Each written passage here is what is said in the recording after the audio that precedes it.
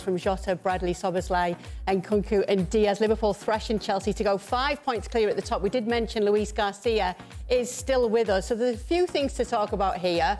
First of all, Luis, Liverpool keep on ticking along.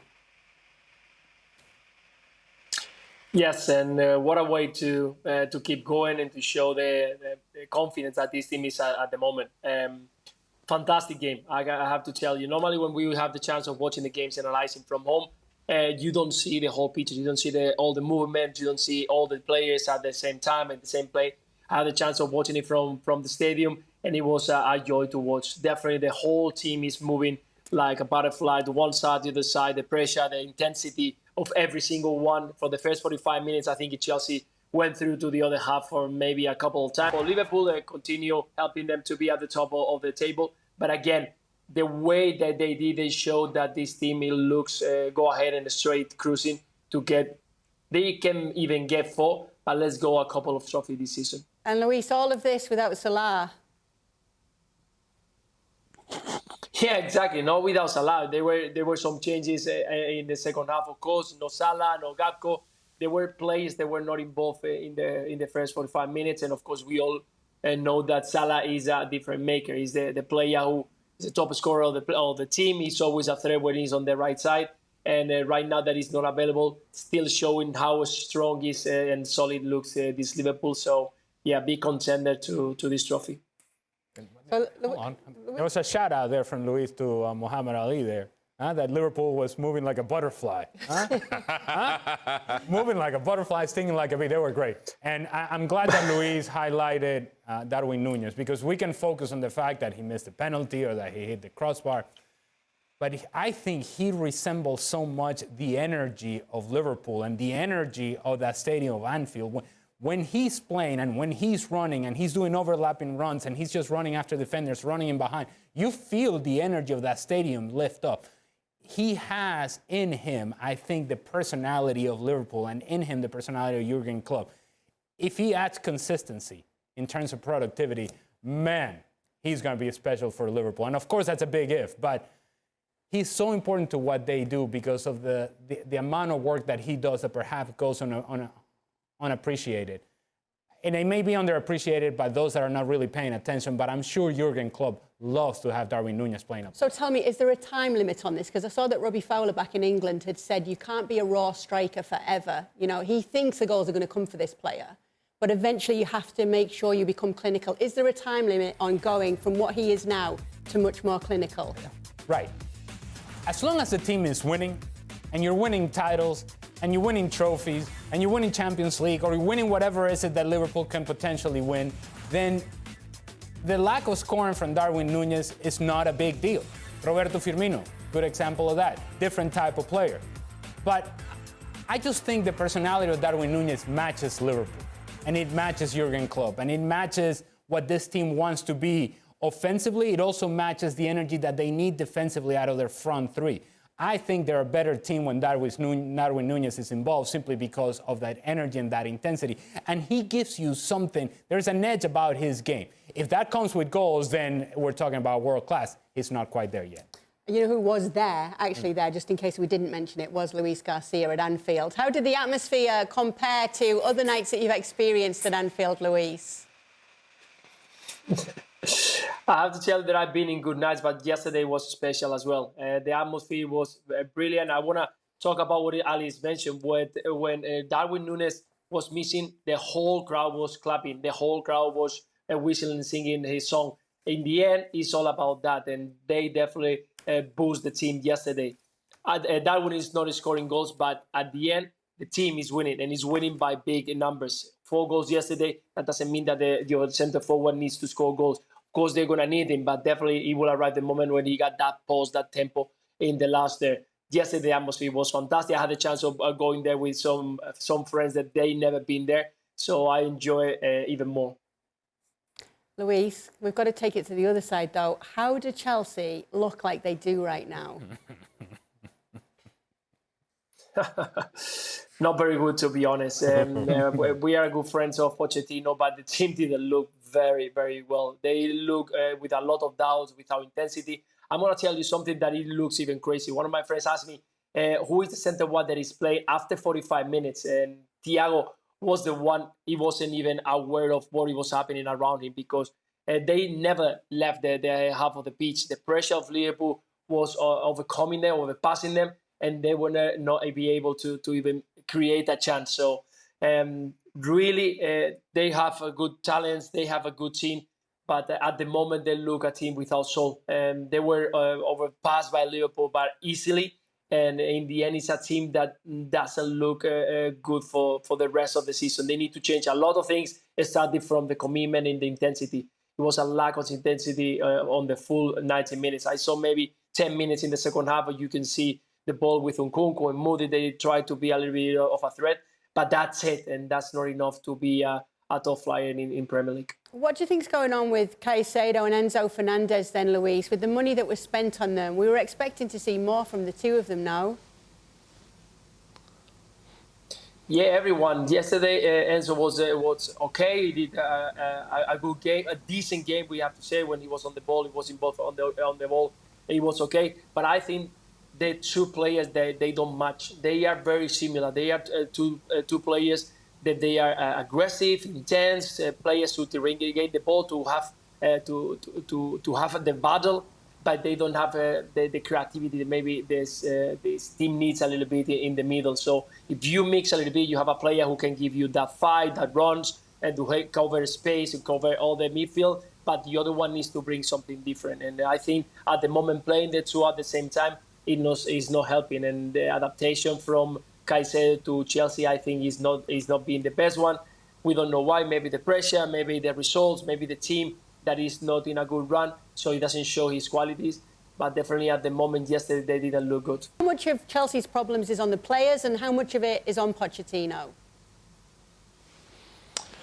It's a good question, Kay. I mean, it's one that we've been answering all season, really, because it just hasn't been good enough. They're 10th in the table. They've won 9, lost 9. Their goal difference is +1. This is just not good enough. So you look at Pochettino and the fact that he's been here since July the 1st and there is still nothing. I'm really sorry. I know the result was slightly better before that defeat at Liverpool. They won 3 in a row. All of that, okay, I get it. And the most important is to win in football. I understand that. But in terms of football itself, what this team is doing collectively, the structure of it, you just talk about Enzo and Caicedo. I don't think they can play well in a team that is dysfunctional, in a team that collectively is not properly set and structurally is not there. There's just nothing. When you look at what Postecoglou is doing, when you look what Unai Emery is doing, to a certain extent what Arteta did even early in his time at Arsenal with a squad that was nowhere near as good as the one Pochettino has, and it's not a perfect squad and it's a very unbalanced squad. We've said that as well, and that's not his fault. However, by now we should see a better Chelsea. We should see at least some improvement. And the game against Liverpool, and you knew before the difference between the two teams. It was not a surprise to see Liverpool being much better than Chelsea.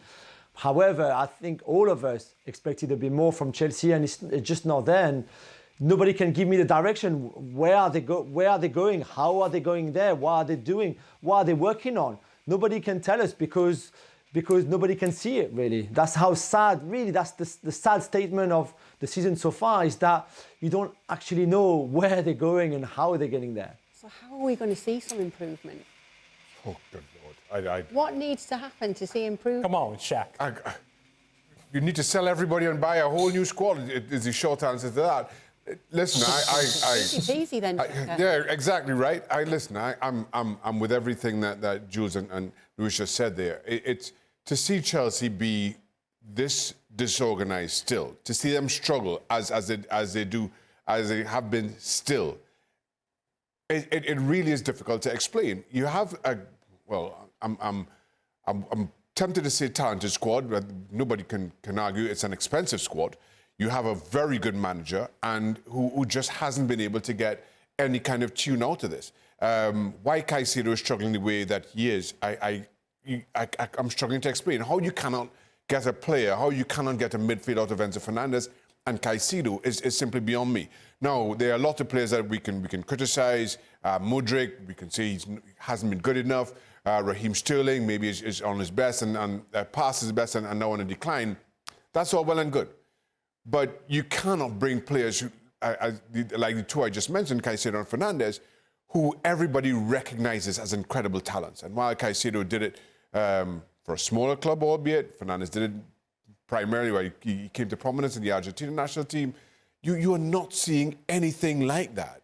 And it's beyond me. I'm with Jules in that Pochettino has got some questions to answer here because there has been no improvement, and we're now, 6 months into the season? There has been no improvement at all about Chelsea, who they are, how they play, or where results come from. And to your question, how he turns things around. But that's the key what you just said there, the no improvement part. Because I don't think that we would have sat here at the beginning of the season and say, you know what, Chelsea, top 4 team, this team is going to be outstanding, they're going to turn it around. No, I don't think that was realistic an expectation. But what I think was a realistic expectation is to see a team that indeed has an identity. This is how we're going to play. This is how we're going to improve. And that you start seeing growth. You're not seeing growth. You're not seeing steps being taken forward. In fact, I would argue that sometimes they're doing the electric shuffle, and sometimes they're taking a little moon back and step back, and you're like, wait, hold on a second. What is this team doing? And that, I think, it's a question that is very valid when you watch Chelsea play. What are they doing? It's very simple. It's a very basic question. But when we watch games and we try to analyze it, we sit there and okay, what are they trying to do? And I don't think, it's one thing if we don't know. It's one thing if we kind of go, I don't know what this looks like. I think the players on the field have the same look that we have, the same expression in their faces, and they're looking at each other like, what are you supposed to do? What am I supposed to do? What is he supposed to do? They don't know.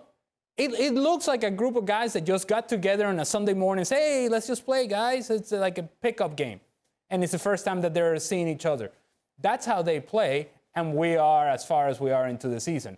That's what's damning evidence for Pochettino, that you don't see any sort of growth from this group. It's a shame they can't play Middlesbrough every week. We're going to take a look at the title odds. They lost one of them and all.